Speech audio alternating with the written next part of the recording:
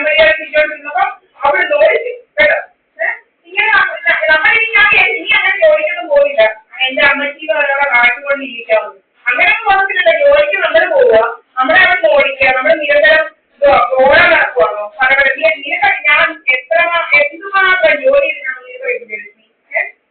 നമ്മൾ ഓരോ കമ്പനിയിൽ ഓടി ഓടി ബി.പി.യുടെ അവിടെ നമുക്ക് ഇഷ്ടപ്പെടാതെ വന്നപ്പോഴാണ് നമ്മൾ തന്നെ അജിലേക്ക് പറയുന്നവരുടെ അടുത്ത് വന്ന് ഇത് ആദ്യത്തിന് എനിക്കറിയാവുന്ന സുനിൽ എന്ന് പറയുന്ന പയ്യനുണ്ടായിരുന്നു എന്നോട് പഠിച്ചതാകുന്നില്ല.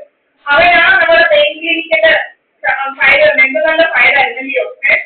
എന്തുമാത്രം ലൈൻ കൗണ്ട് കിട്ടുന്ന ഫയലായിരുന്നു. ഓർമ്മ കേട്ടോ. 17,000 രൂപ ഞാൻ സാലറി വാങ്ങിക്കുന്നു മാസം. അന്ന് ഓർത്ത് നോക്കണം. നമ്മൾ ചെയ്ത് വേഗം ചെയ്ത് നിർത്തത്തില്ലായിരുന്നു.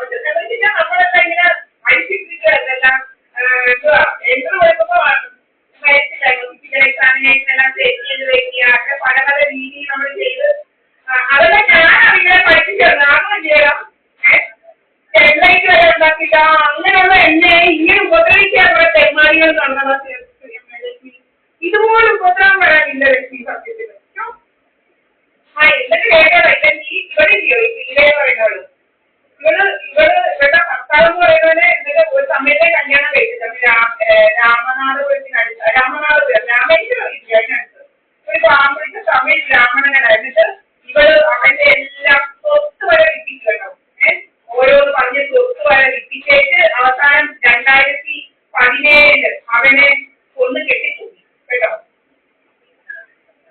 ഈ തമിഴനെ എന്നിട്ട് ഈ കൊന്ന് കെട്ടിത്തൂക്കുന്നതിന് മുമ്പ് ഇവള് മധുരയിലായിരുന്നു. മധുരയിൽ ഇവരിങ്ങനെ വന്ന് നമ്മുടെ പാലക്കാട് ഒരു അഹല്യെന്ന് പറഞ്ഞ അറിയാമോ ഹോസ്പിറ്റലിലുള്ള അവിടെ പോയി ഇസ്ലാമിക്കായി താമസിക്കാൻ തുടങ്ങി. എന്നിട്ട് 1-2 വർഷം ആയപ്പോഴത്തേന് ഇവരെ കൊന്ന് കെട്ടിത്തൂക്കി. പക്ഷെ നമുക്കറിയത്തില്ല നേരം.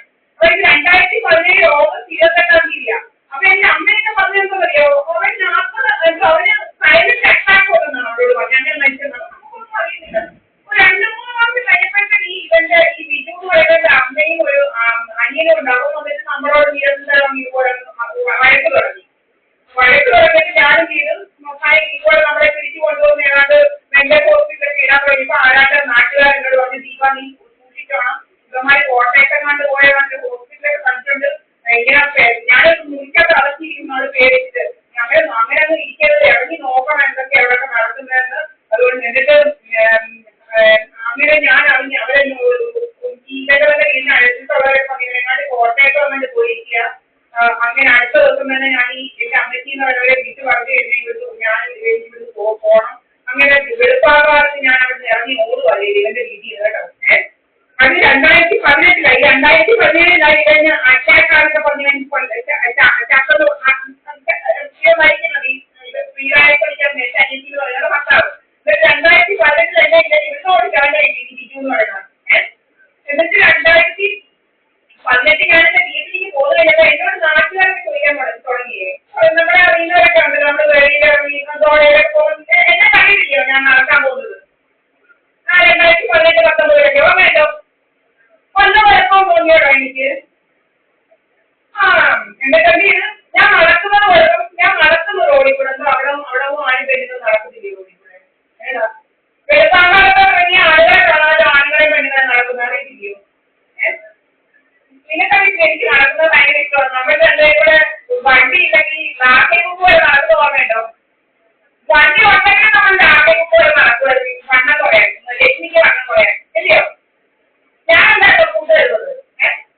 അങ്ങനെയുള്ള എന്നെ കേട്ടോ ലക്ഷ്മി. എന്നിട്ട് എന്തോ അറിയാവോ? എന്നിട്ട് അപ്പൊ നാട്ടുകാരൊക്കെ ചോദിക്കാൻ തുടങ്ങി ഇവരുടെ അനിയൻ എന്റെ അനിയനാണല്ലോ. അതിന്റെ അനിയത്തിയുടെ ഭർത്താവ് അനിയൻ എന്തിനാ കെട്ടിത്തൂക്കി മരിച്ചേ?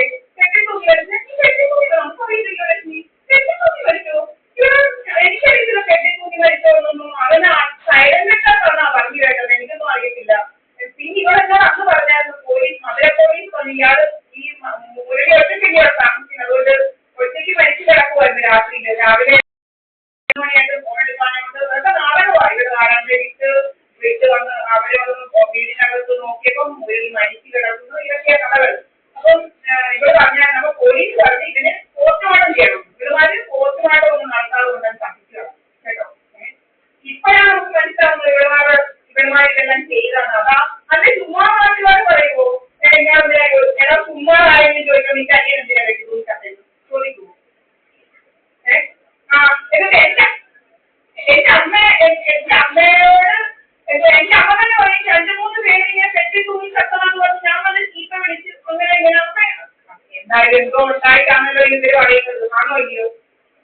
എന്നിട്ട് പിന്നെ അതുപോലെ ഞാൻ പറഞ്ഞു എന്നോട് ഇങ്ങനെ ഒരു മനോജ് എന്ന് പറയുന്നത് നമ്മുടെ ഇങ്ങനെ മനോജല്ല വിനോദ് എന്ന് പറയുന്ന ഒരു പയ്യുണ്ട്. അവൻ പറഞ്ഞു ഇങ്ങനെ അന്ന് പറഞ്ഞല്ലോ ഞങ്ങള് അച്ഛൻ മിലിറ്ററിയിലായിരുന്നല്ലോ ക്യാൻറ്റീനിൽ പോയപ്പോ ഈ മനോജിനെ കണ്ടു ഈ വിനോദിനെ കണ്ടു. അപ്പൊ ഞങ്ങൾക്ക് വേണ്ട വിനോദാ പറഞ്ഞു നിന്നെ കുഞ്ഞി മരിച്ചതായിട്ടാണ്.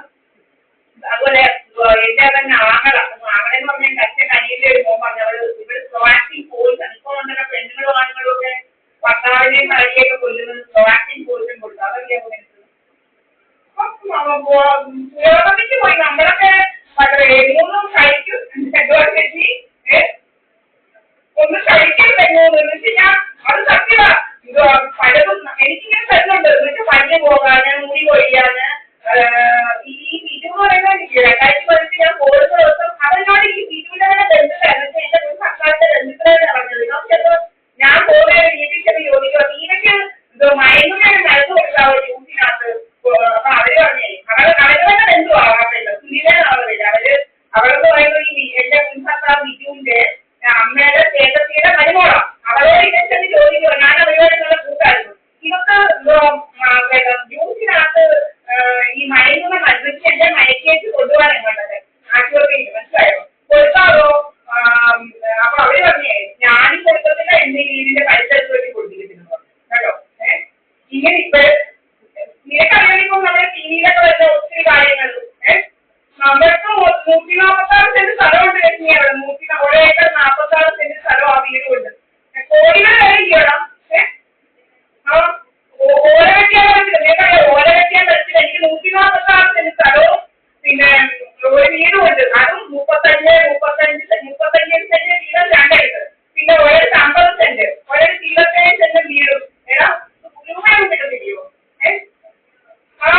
ഇത് തട്ടിയെടുക്കാൻ വേണ്ടി ഞാൻ പോലത്തല്ല ഇവന്മാർ എന്റെ കോഴികൾ നടക്കുകയായിരുന്നു നീ കേട്ടോ.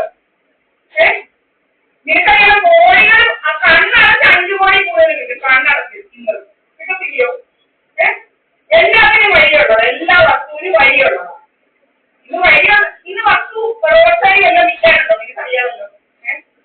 എല്ലാവരും നമ്മളിപ്പോ ഏജൻസി നമ്മളോട് പോയ ആരെങ്കിലും വിൽക്കുമോ മെയിൻ റോഡിൽ ആരെങ്കിലും വിൽക്കുമോ ആരും വിൽക്കത്തില്ല. പിന്നെ നല്ല ഇടറോഡ് നിങ്ങളുടെ വീട്ടിലെ ഇടറോടെ എന്റെ വീടിന്റെ ആ ഇടറോഡിൽ കൂടെ വഴിക്ക് അത് എന്റെ വീടെന്ന് പറഞ്ഞാൽ വെറും ഓലവെട്ടിപ്പറ്റിയിൽ 500 മീറ്റർ ഇല്ല അകത്തോട്ട് പോയാ അകത്തോട്ട് നടക്കണ്ട കേട്ടോ. അതിനൊന്നും വിലയില്ലേ. അത് തട്ടിയെടുക്കാൻ ഇവരും കൂടെ നടക്കുകയാണ് നമ്മുടെ കോഴികൾ കേട്ടോ. പല രീതിയിൽ കുറെ എണ്ണങ്ങൾ കുറെ ഗുണ്ടകൾ കുറെ ഗുണ്ടമുണ്ട് കുറെ അങ്ങേയറ്റത്തെ ഗുണ്ടായിട്ടൊന്നും നടക്കുമോ നമുക്കെതിരെ. എന്ത് ചെയ്യും ലക്ഷ്മി നമ്മളെ ശത്രുക്കളെ കൊണ്ട് പറഞ്ഞു.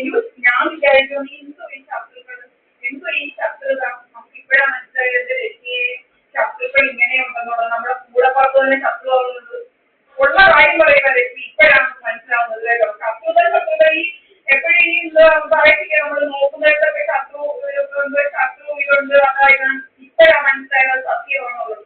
നമ്മുടെ അമ്മ തന്നെ ശത്രുവാകുന്ന രീതി നീ ആലോചിച്ച് ലക്ഷ്മി. നമുക്ക് സമാധാനം കിട്ടാതെ നമ്മുടെ പുറകിൽ നടക്കുന്ന